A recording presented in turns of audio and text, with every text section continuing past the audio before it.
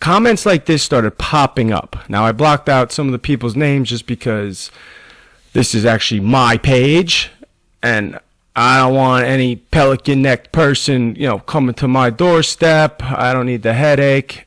But classic privileged white man inconvenienced by seeing posts that he's lucky do not affect him, but make him uncomfortable with his own inner racism. So that's a white, about, I'd say, 25-year-old, telling another white guy about his inner racism towards African Americans. So then the other guy, responds, spoiled white millennial, zero life experience, education. So these arguments have been going on and on and on. It's just, who's having them is what's weird. They all seem to be similar people, I've noticed. So then the kid calls him a closet racist. All right. So then I start looking now for these things. And this is just my group, one community.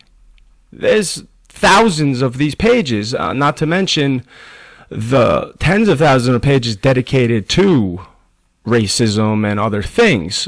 Black Lives Matter. Basically, if you want to post something negative about police, there's a lot of outlets. If you want to post something about racism right now, there's a lot of outlets. So this is just one. So look at all this stuff. Is racist as blank, LMAO. So this basically says burn a town down to the ground, okay? Again, all these people that are posting this are white, younger people. Some of them are older, but mostly white, 20 to like 35, maybe 40 range. Here's a cover photo. Streets are alive with anarchy. Oh, with the Sons of Anarchy. He's not talking about the TV show. Then we got this clever one, bricks. All right, because nobody's paying attention to bricks, of course. And would that be red or tan colored? All white bricks, off-white bricks, light tan bricks. Okay? Now we have, obviously, this is self-explanatory here with this devilish woman looking at something burning down. White silence is violence, okay? F America. I feel like the no violence or riots is pretty unnecessary. So, not only are these all white people, which is fine, they could believe in this stuff, the violence that is being suggested in these, you have buildings burning down, you have anarchy, F this, F that, violence, the word. It's a little alarming. But what's even more alarming, I noticed, was none of these people I have ever seen in my community. I've lived here 39 years. I have 2 children, go to school in the community. I've never seen one of these people. So I'm like, that's interesting. So then I started to look into, who are these people,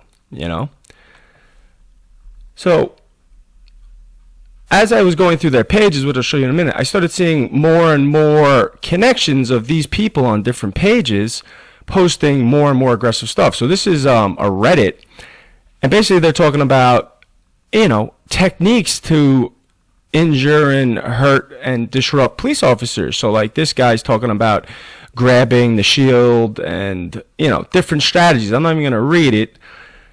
And then over here we have defeat the largest police force in the country by outlasting them in the streets as they're forced to work 84-hour weeks. Challenge 2020. And so basically they're talking about the NYPD having, which every police department at this point, they're working 1 million hours a week. They're running out of troops. Guys are getting hurt. Other guys got to work more, So that's obviously violence being suggested and outlasting police. But what's funny is, you see these comments down here? Oh, this is a New York situation. And these people commented in our little group current event page. And it says, I wish more would grow consciences and follow.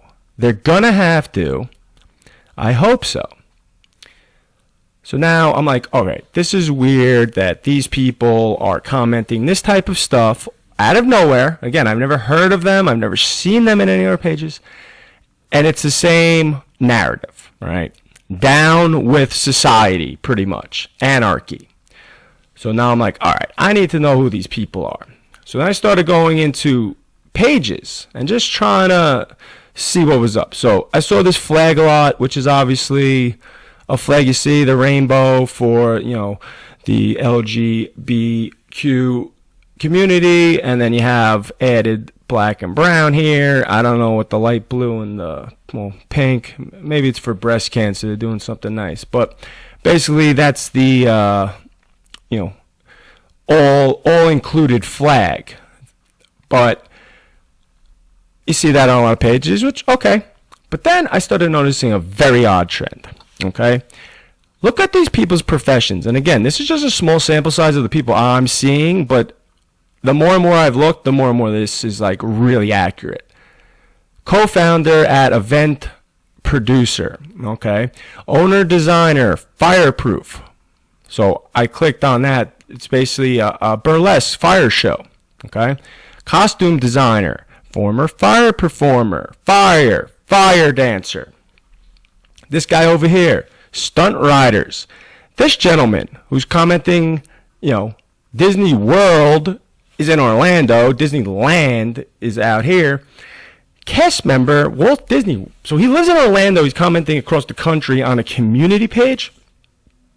Doesn't make sense. And I wouldn't think a cast member of Walt Disney World who's around kids and, supposed to be happy and jolly out there is, recommending burning down the world. But this guy, lead clown, pie thrower, circus clown, game show host, entertainer, okay? More of this. Gypsies, that's a company, vocalist, backup vocalist, lead vocalist. Now, Department of Education, studied law, of course he did. And we got this one over here, basically pretending to be a mime with another, guy who should be a mime at this point. And then she got on TV, so she's proud of herself. She's dressed up as, who is that? Not Cinderella. Beauty and the Beast girl, Belle, I think.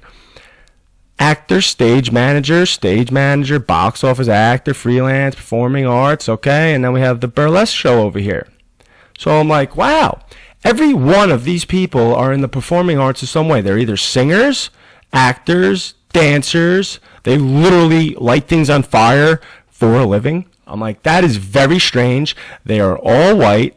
They are all in the same field. And I'm like, all right, something is weird here.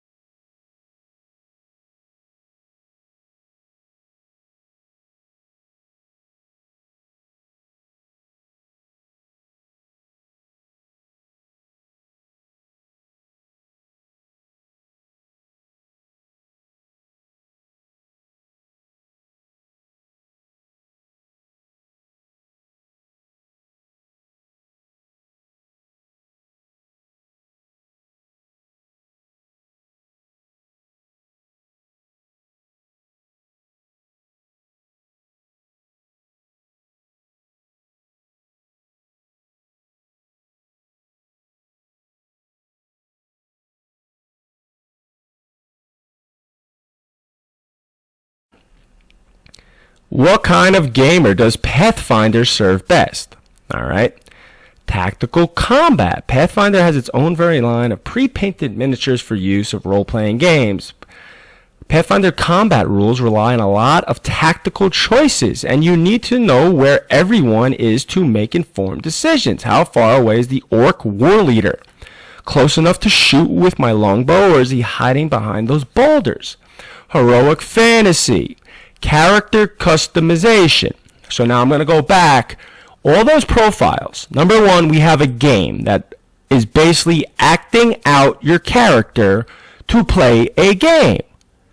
Everybody posting has some sort of performance background. So that makes sense. That would all go together, whether those people play that in general, as a side note, or if they're using this and they recruited those types of people because they would be good at this type of basically acting, so it would look legit, and the community, if you were going to be like, all right, are those guys up to something? And you see they're all actors and performers and fire workers and things, like it would make sense they're playing games like this that performance art.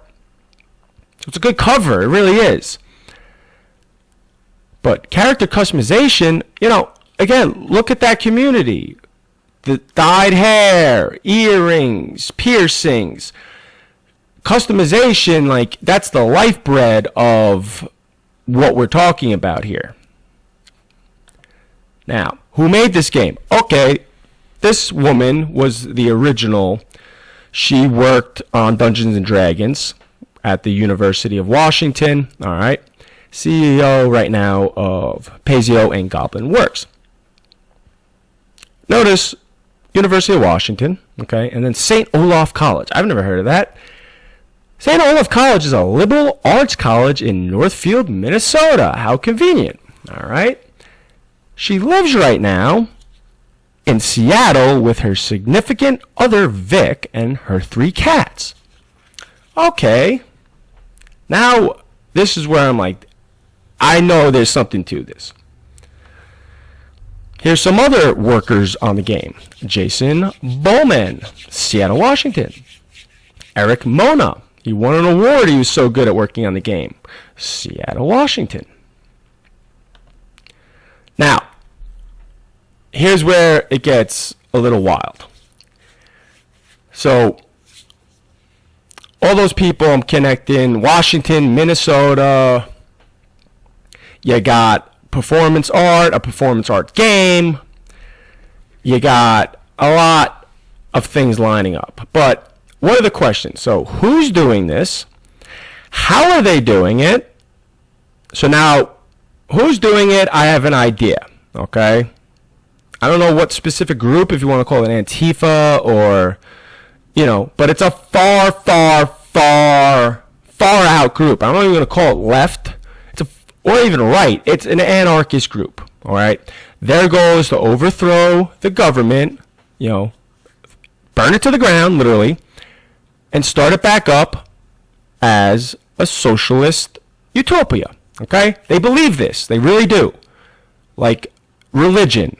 Just like you might believe in God or the Torah or the Quran. They believe in this, all right? After kind of getting the central pieces, I started using Twitter and things to type in keywords. So what are the keywords? Pathfinder, Paizo, RPG. Now look at this dude. Okay? The piercings there. Black Lives Matter, right on one of, again, the pages, but 2017. Antifa, Smash Nazis, A Better World, Tabletop, which again I mentioned before, that's what they're called. Black Lives Matter, Southern Poverty Law Center, Guy Studied Law, I mentioned. Charity, good cause, okay? So then this video is basically promoting this. Now this was a couple years ago. Now this gets a little more recent, January 8th. They haven't really had anything quite as big and contentious as this in recent history, though certainly not since their crowd control tabletop exercise. Crowd control tabletop exercise. So what is this gentleman talking about? I don't know if he's a member of Antifa or he just likes them, but his account's active, so is he trying to say when he says crowd control tabletop exercise, that to me is like an exercise is a practice. Were they practicing basically using these tabletop games in ways to communicate or write games that are basically strategy, almost playbooks for anarchy, and then seeing how it would work out and how they could spread it to everybody? Because you got to really question right now, how are they so organized all over the place? I mean, every city around the world, there's a lot of them, and they're very organized, and they all have the same tactics. It's a unique situation. It really is. So this would make sense if they're distributing material from a game that they could get out to everybody with no one stopping it. Because again, if you go buy Call of Duty right now and order it on Amazon, nobody's looking into that. They're not thinking, oh, you want to kill Nazis because that's in the game. No, it's a game. It's a dorky game. Not a violent people you wouldn't think. You think of, kind of the outcast, right? All right, so now we're getting somewhere. Here's where I'm like, all right.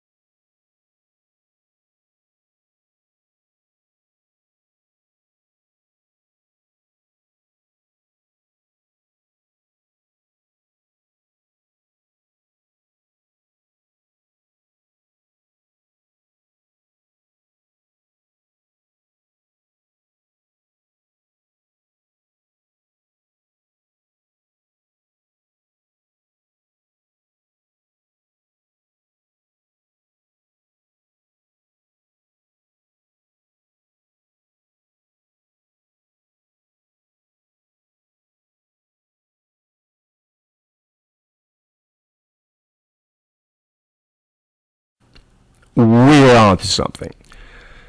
Kickstarter, okay? Black Lives Matter. So again, we have 3 questions. Who's doing this? How are they doing it? How are they communicating? And how are they being funded? So that's 4 questions. This is a new game. Came out May 18th. Okay? May 18th. Sigmata. This signal kills fascists. Now I want you to remember the word signal very carefully. A tabletop role-playing game about ethical insurgency against a fascist regime taking place in a dystopian vision of 1980s America. All right. Who made this game? Chad Walker. Minneapolis, Minnesota. Chad is a security professional and an independent game designer. So this is an independent game designer, not from Pazio or anyone else. So this is when I started to realize that it might not necessarily be one company that's doing this, but inside of these factions and groups, there's certain things that are being created in order to give direction. And this is it. Because again, to get a game, you have to get it funded, which is why he's on Kickstarter. They raise money, which I'll show you in a little bit. But Black Lives Matter, okay? Chad Walker, independent game designer. And basically, he's a security professional. So now a security professional would probably have a pretty damn good idea how to oppose police trying to do security, right? He'd be a good source. He's not a dorky, kid who's never been, outside before this. This is a guy who works in the field that they're trying to, basically the first line they got to take down. So now I want you to listen to this. Here's about the game. This signal kills fascists. A cyberpunk tabletop role-playing game about ethical insurgency against a fascist regime. Vanguard of the resistance. Receivers lead the charge against battalions of regime infantry and armor, or demonstrations from the brutality of a militarized police force and neo-Nazi hooligans. So basically, the receivers, which are their team, are fighting against the oppressor, and the militarized police and neo-Nazi hooligans. So what have we heard about? Police brutality. The police are bad. The police have caused more riots and everything than, it's their aggression that's causing this. And they also heard white supremacists, are basically coming in and starting problems, and it's them. All right.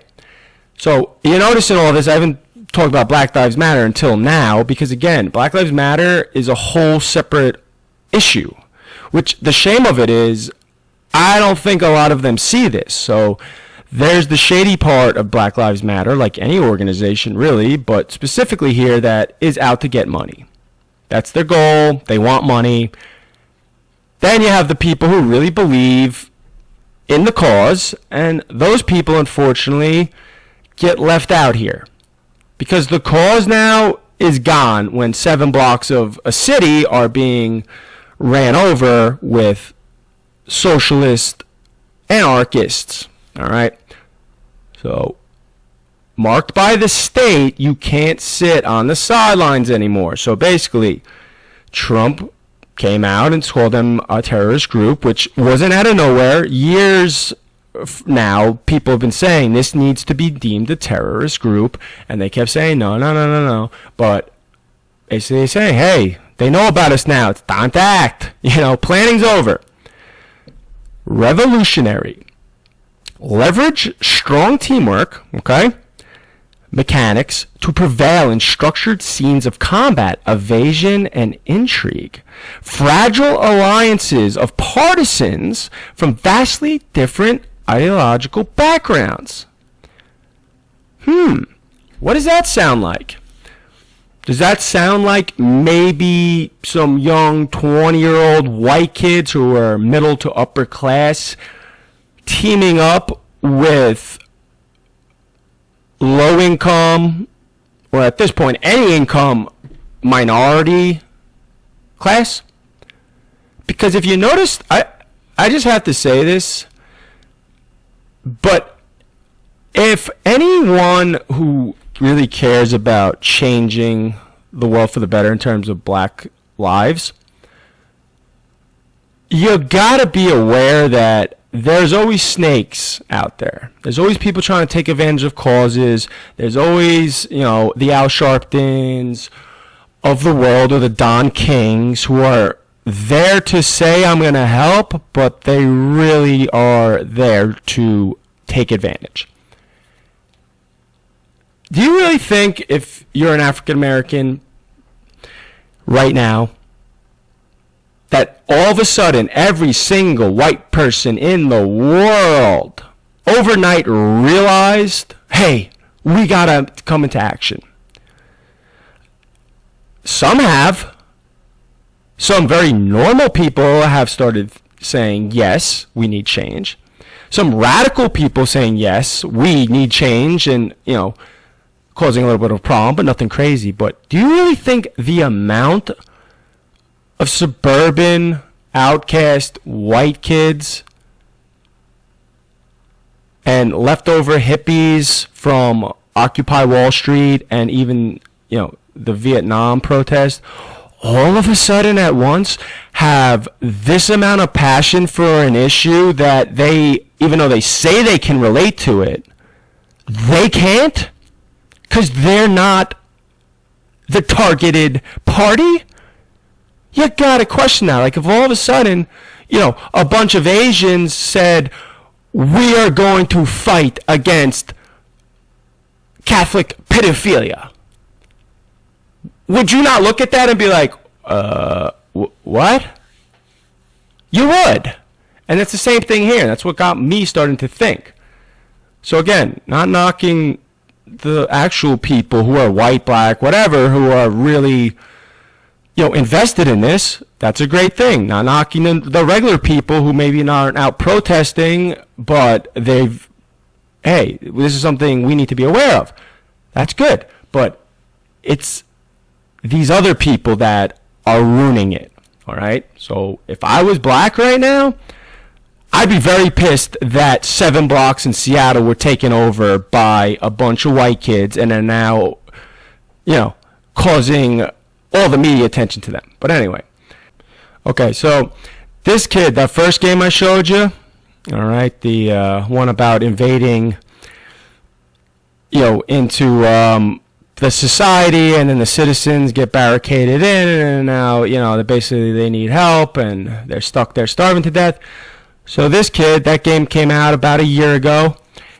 He's saying, after reading this, I don't know if I'm more excited about running this game or about starting a revolution. Okay? This other kid, 8 months ago, same game. Then what happens when your RPG turns into a device for propaganda? Not Wolfenstein Youngblood. Nah. Couldn't be one in there, right? I don't even know what Wolfenstein is yet, but I put that in here so I would remember to go look at it, but I'm sure it will be very similar to what we're seeing. So these kids are they're aware of it, and they're in the community that, hey, this could turn into some wild stuff.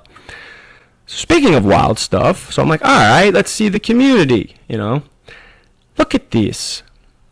Wesley Schneider, so you remember, Pazio, game developer of Pathfinder, retweeted updated photo, F yeah, Capitol Hill. So that's Chaz, that's Seattle, okay? So he's obviously very much for this. Pazio retweeted Fantasy Grounds, June 2nd, the Pathfinder 2 RPG, Extinction Curse, AP5, Lord of the Black Sands, from @Pazio is now available, all right? Weird name, man. Think about the name. Extinction Curse, Lord of the Black Sands. Okay? Black, sand. Sand's white, black. Okay. Pazio's actual site now. This is June 9th. So this is at this point, what is it, 5 days ago? Bloodshed, injuries, and even dismemberment might be described. However, excessive descriptions of gore and cruelty should be avoided. Okay. That's interesting coming from a game, because the fact of the matter is these games are actually physically played. So the fact that you need to say that to people to be like, hey guys, tone it down. Now you got this guy, TTRP, tabletop role-playing game. DNN, Dungeon Dragon. Justice Armin, Candlekeep. June 11th. This poll is relevant today. Which school of magic is more evil? 2,531 votes. All right. Destroy all white creatures. This includes your white creatures. All right. Again, this is obviously a game. There's plenty of people who are using this game as a game, but the fact is there's too many subliminal, really not subliminal, kind of right in your face references to too much stuff that has been happening. Whether it's today or in the last couple of years, it's just too much. And now I understand that video games and games in general, obviously are based off of real things in society, and that's what sells games, but it's just strange that this community is so tied right to the politics.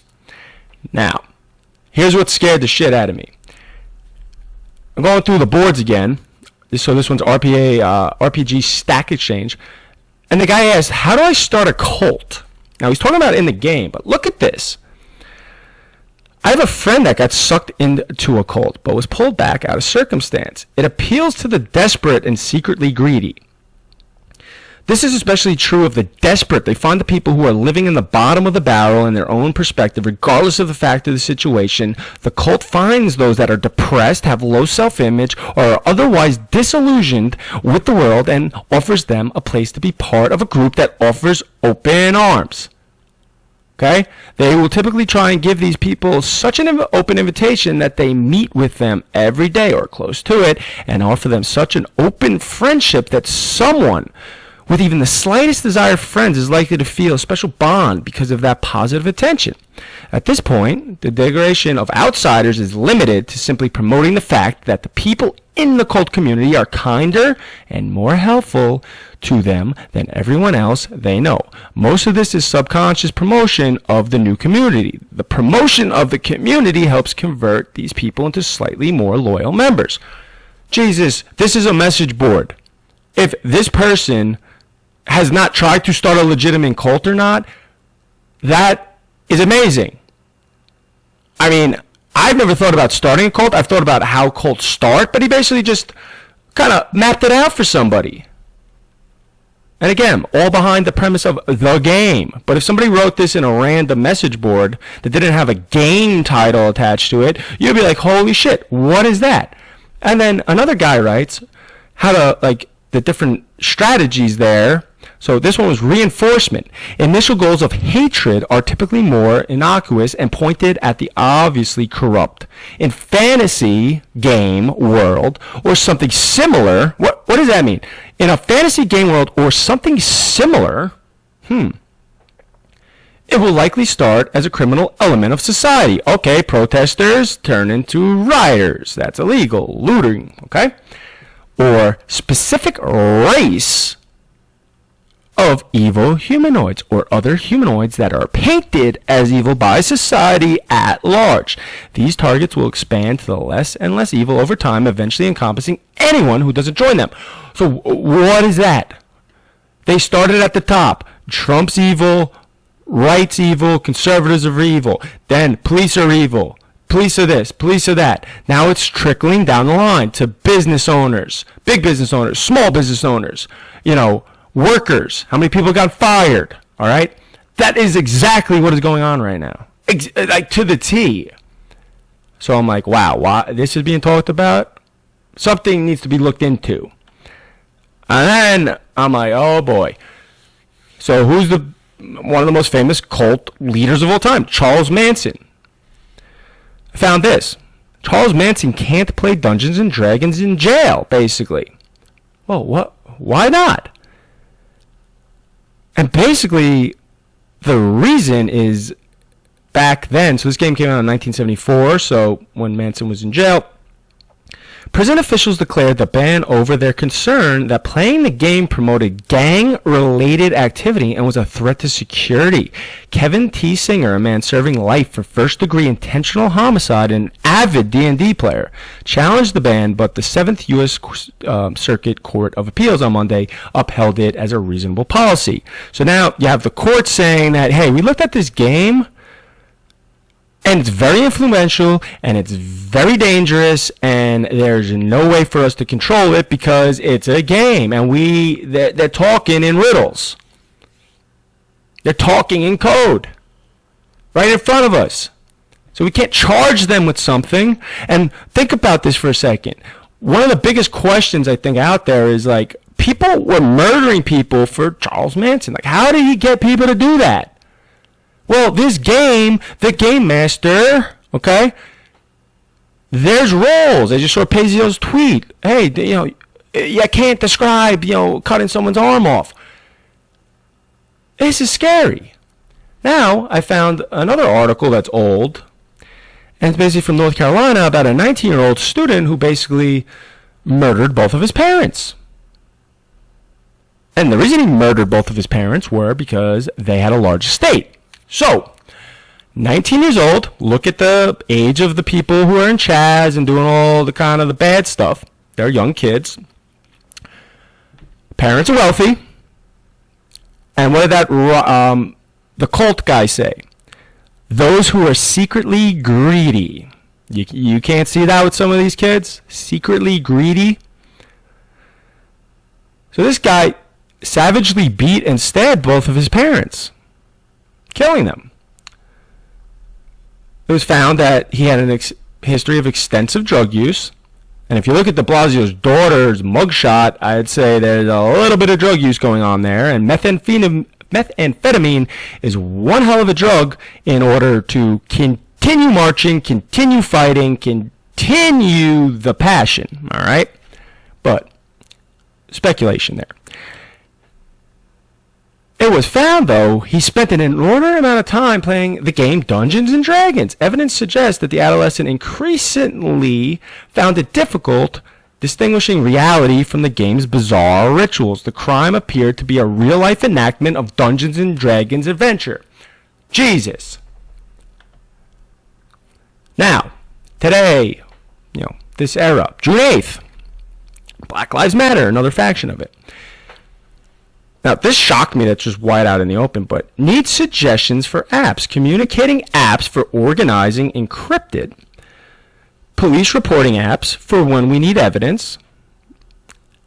CB/shortwave apps for monitoring airwaves. Start the list below. So what's weird about this to me is that literally blatantly, like, they're just posting, encrypted, for anyone that doesn't know, is basically you can't get into the messages, you can't read it, you can't hack into it, and the messages disappear, in terms of data once they're basically sent and looked at. I'm not obviously a tech guy, but that's the idea, is that nobody can look at them. Police reporting apps, where are the police going to be? That guy who got pushed down, that 75-year-old in Buffalo, turns out that he was an Antifa instigator and has been doing this for years, and what he would do is jam the signals of the police and basically steal the signal with his cell phone, a skimmer on it. And that's why he was up to the police. If you watch the video again, you see his hand going to the breast pocket of the first cop and then down to the belt of the other one. Apparently that's how their radio equipment's set up there, and that's how he was trying to skim it, okay? So they're asking. So this guy says, I didn't know much about this stuff, but what about Signal? So remember I told you. Remember the word Signal from the title of that game that came out May 18th. So I'm like, all right, well, what's Signal? Oh, look at that. Signal. Remember, a signal to kill fascists is the name of the game. Is basically like a WhatsApp or, standard company. But what's weird about them is they have this little thing about George Floyd and people around the world marching against racism, and they say many of the people and groups who are organizing for that change are using Signal to communicate. Okay. Then you have over here, encrypt your face. So one of the things that they're working on feverishly is to get rid of the facial recognition software where, they could hold the phone up to your face and your phone will open. So they're working on that to make it even more secure for people who need to hide stuff. The other weird thing is they are really concerned with face masks. So they're sending out free of charge packs of 50 face masks to people. How nice of them. There's 50,000 people protesting out there, so everyone should have a free mask. That is strange. But what's even stranger is the fact that you got over here in their little thing, Cat Chat. This is the instruction manual, okay? Now, who has cats? Where was that mentioned randomly? Oh, the CEO of Paisio. That woman, Lisa, she has 3 cats that named Marvin, Vic, whatever. So now we have in here on the home page of there, Cat Chat. This is the instruction manual. Weird. All right. Now, I follow this Signal and just some of the other keywords, and I stumble upon this young lady, Dakrim Garak. Okay.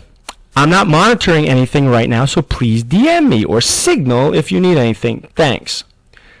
Accidental performance artist. Now, notice that word. Accidental performance artist.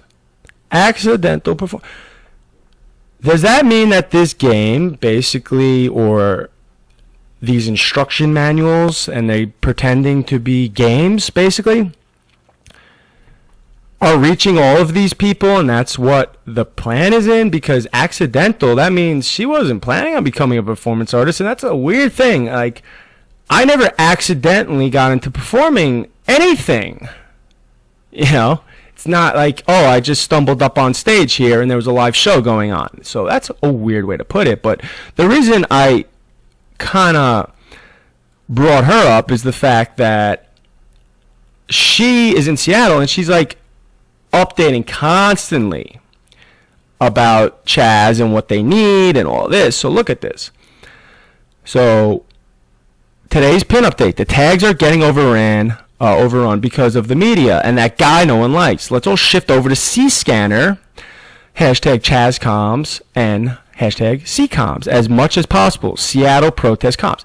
So they're using hashtags, which again is bullshit to me that this is even allowed, to monitor what is going on over there in order to communicate down to almost the troops. Then this guy's talking about LAPD report, Beverly Hills protesters were both gassed and pepper sprayed. We got this D&D Adventurers League, which I'll go back to, but this guy is a signal boost for this. Okay, are you in Scotland? Are you interested in playing Wizards? _D&D, D&D, eventually Dungeons and Dragons. All right, so we get the point here is that obviously this is all around the world. All these people that are connected, who are also connected to basically the socialist revolution, they are all involved in these games, and specifically Dungeons and Dragons and Pathfinder and the other one, Stigmata, a signal. The signal kills fascists. So there's the Dungeons and Dragons at Wizards, the legendary fantasy role-playing game played by 305,000 followers. So where are they located? Oh, Seattle, Washington. How convenient. Now, I just want to bring up some of these other kind of factions. So this, again, this is just not Dungeons and Dragons or one. This is a group of basically almost outcasted people in society who are now all able to connect to the same materials and kind of use whatever version of you they want. Because the idea of these games is, again, like I said, they give you kind of, here's the baseline, and then you expand off of it. So all of these people can kind of do their own part, but there's a basic guidelines of what they need you to do. So I found these women.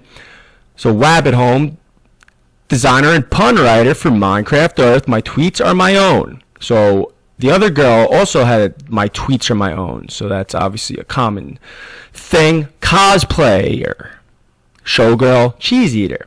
So cosplay is basically Japanese, and it's a game where performance arts, so that other girl said accidental performance arts, in which participants called cosplayers wear costumes and fashion accessories to represent a specific character. Cosplayers often interact to create a subculture, and a broader use of the term cosplay applies to any costumed role-playing in venues apart from the stage. Okay.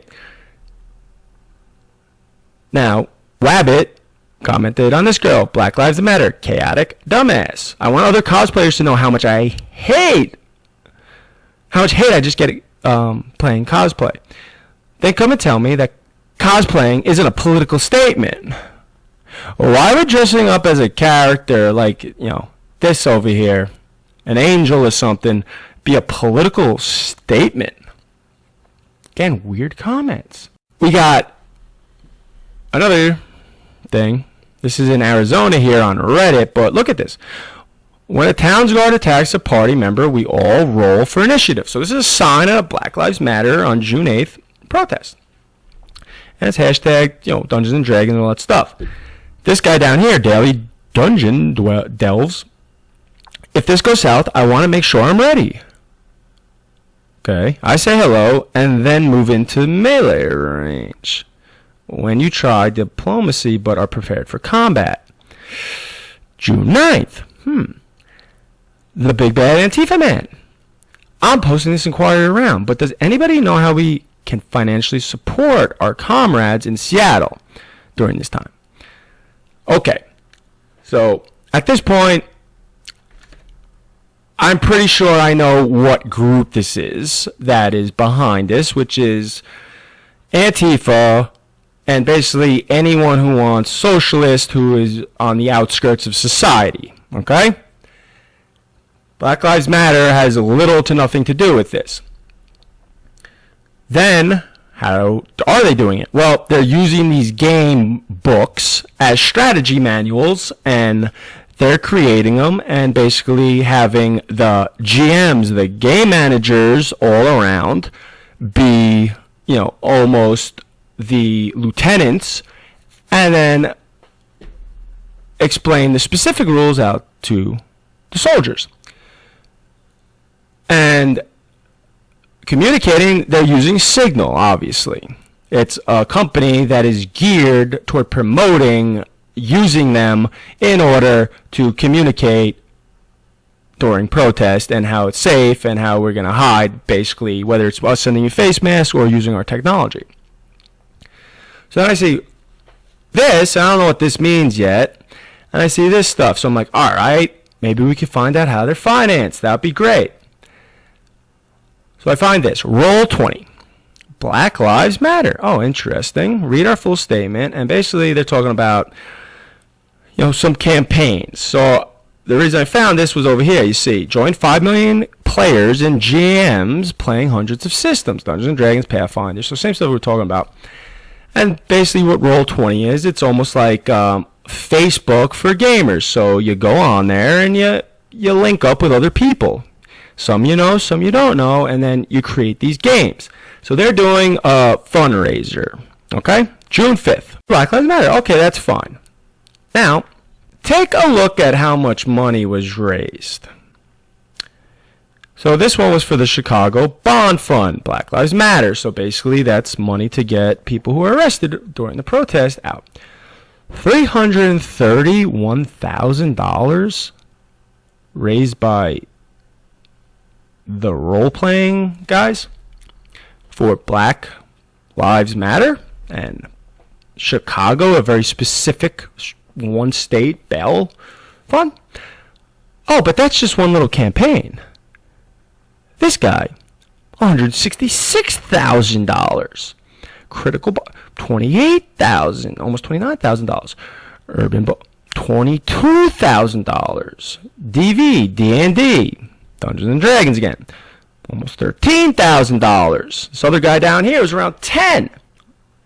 So we got 1, 2, 3, 4, 5, 6. Look at that money. Well over $500,000. Then over here, Fire Tower. Here's another completely separate thing. It has nothing to do with Black Lives Matter. This is another campaign that's going on, basically now. Tabletop game. Brooklyn, New York. Fire Tower, Rising Flames, expansion, and a reprint. Fight fire with fire. 91 grand. Strange. This runaway parade, he's only created 2 campaigns and he raised 91 grand. Brooklyn, New York, where's another hotbed for action. So then I started looking into some of these companies and I found basically them connected to this gentleman, Adam Schwartz, who unfortunately, if you remember, was a guy who killed himself from, basically he's a well-known hacker, and he stole stuff from MIT, and they caught him, and, a lot of stuff going on, but he ended up committing suicide. He's a young guy, and it's a shame because he was a brilliant mind, but he had an edge to darkness. So this guy, I see this, and again, I don't even know if this is real, but it's LinkedIn and it's posted, so I'm going to use it because, again, a lot of those random funding things were tied just to stuff like this. Crowds on Demand provides clients with protest rallies, flash mobs, paparazzi events, and inventive PR stunts. These services are available across the country. All right. It says October 2012 to present. This gentleman's no longer alive, but the company's still alive. So why are all these campaigns being tied to a company like this, just in terms of keywords and things like that? And we see over here, which is June 13th, and it's basically Antifa offering 1,000 people, paying them $25 per hour for protests in Lincoln, Nebraska, Omaha. So I don't know what happened, if anything happened. We'll have to check, but unfortunately the media is not reporting anything that's useful to us right now. But we've heard about this. So the fact that those campaigns and the people in them kind of are linking back to these type of things, it's a little bizarre. Now, here's where it's just like, you tell me if this makes sense to you. 2017, a game, which is not a video game. It's a book, basically, and a bag of dice. They raised $7.1 million. Okay, maybe it was a very popular game, I could see that. And over here, Critical Role, The Legend of Voss Machina, April 2018, $11.4 million. Now, I want you to put that in perspective. The most expensive gold coin, collectible gold coin that is ever sold was $10 million. Now, if I asked you on the street and I said, what would you think was more money? Rare gold coins or a booklet that basically has a Dungeons and Dragons style game that you could read and play out of it? What would bring more money in? Because quite honestly, these Kickstarters and Project Hype and crowdfunding things, they're just raising money for the company to make the games. But how much does it cost to print a booklet? Like the extra money in here, that is crazy. Because whatever it costs to print, all that excess, the point of these things is so you have enough money to actually make your product, not so you profit. And why is that allowed? Because you cannot convince me that $11.4 million is what it costs to make a booklet and some dice. All right? So now I'm like, all right, here's how they're funded, because number one, this is money laundering 101. Put the money into something that is completely legitimate and you could claim you have interest in, and it washes the money, and then on the other end, the company now distributes the money out, or the company is owned by people who are involved. And this was updated Friday, June 12th. All right. So these are just Kickstarter. These are just a couple of them. So these are some of the more expensive Kickstarters right now for RPGs. So again, all books, no video games, no technology, nothing, just books. Look at these numbers. And they're not even over yet, a lot of them. So this is last Friday, June 12th. So today's what, 14th, 15th? 180,000 plus, 81, 72, 46, 36, 28, 25, 18, 15, 9. I want you to explain to me how there is that much money on top of the other almost $1 million they raised. And that's just the stuff that I looked at. Apparently there's 500 to 1,000 more campaigns that are very similar to these, and maybe a couple thousand others when you combine all the different platforms. Because this is just Kickstarter. This is insanity. Because there's not that many fucking people playing Dungeons and Dragons. It's just not possible.